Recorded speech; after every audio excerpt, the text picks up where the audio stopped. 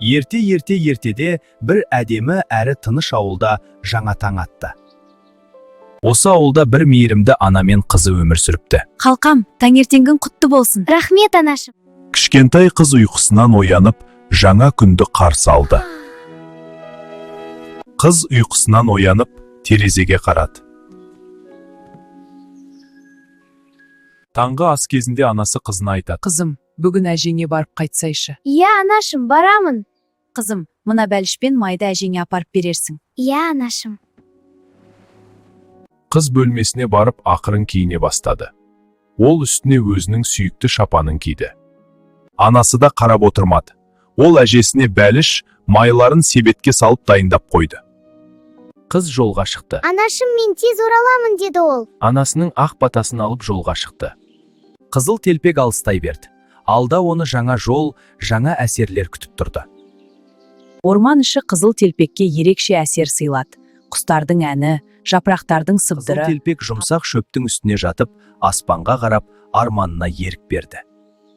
Бір сәтте әжесі есіне түсіп, қызыл телпек әжесіне қарай асыға жүгірді. Осы кезде бір айлакер қасқыр қызыл телпекті алыстан бақылап тұр еді.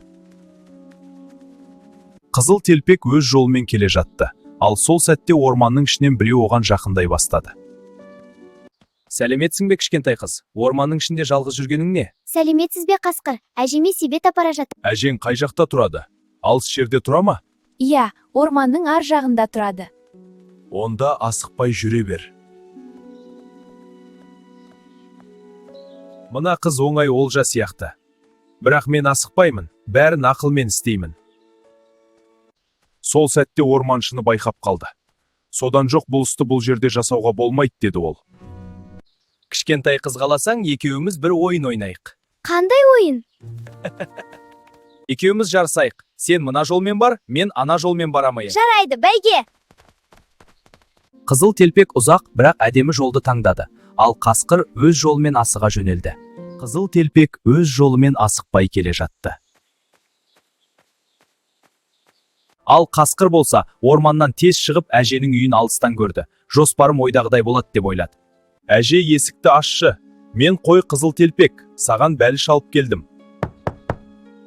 Әже баяу орнынан тұрып, есікті ашады. Ол келген немересі қызыл телпек деп ойлады. Қасқыр айласын іске асырды. Ол әжені байлап, пештің артына байлап қойды. Қасқыр әженің киімін киіп төсекке жатты. Енді бәрі дайын деп ойлады ол ішінен. Қызыл телпек әжесінің үйіне жақындады. Ол әжесін көремін деп қатты қуанды. Әже, мен келдім. Саған бәліш пен бір құты май әкелдім. Әже, неге есік ашпай жатырсың? Мен келдім ғой. Қасқыр ішінен қуанды. Міне, қызыл телпек те келді. Енді жоспарым іске асады, деді ол. Кешір, құлыным. Мен кішкене ауырып қалып едім. Сондықтан аша алмай жатырмын. Қызыл телпек үйге ақырын кірді. Бәрі таныс сияқты. Бірақ көңілім бір нәрсе мазалады. Әже, сенің даусың бір түрлі екен. Әже, неге қолың сондай үлкен? Сені жақсы құшақтау үшін, құлыным. Әже, сенің құлағың неге сондай үлкен? Сені жақсы есту үшін. Әже, ал неге көзің сондай үлкен? Сені жақсы есту үшін, құлыным. Қасқыр ішінен ойлады. Жетеді уақыт келді. Ол менікі, мен оны жеймін. Сол сәтте қызыл телпек бәрін түсінді. Әжесі емес екенін біліп қойды. Қызыл телпек қаша жөнелді. Қасқыр оны қуып ұстап алмақшы болды. Осы сәтте үйдің жанынан өтіп бара жатқан ойқап қалды. Тоқта, үйдің ішінде бір нәрсе болып жатқан сияқты. Иә, естідім. Жүр, көрейік. Жүр, тезірек, сақ болайық. Үйге орманшылар кіріп келді. Қызыл телпек енді жалғыз емес еді.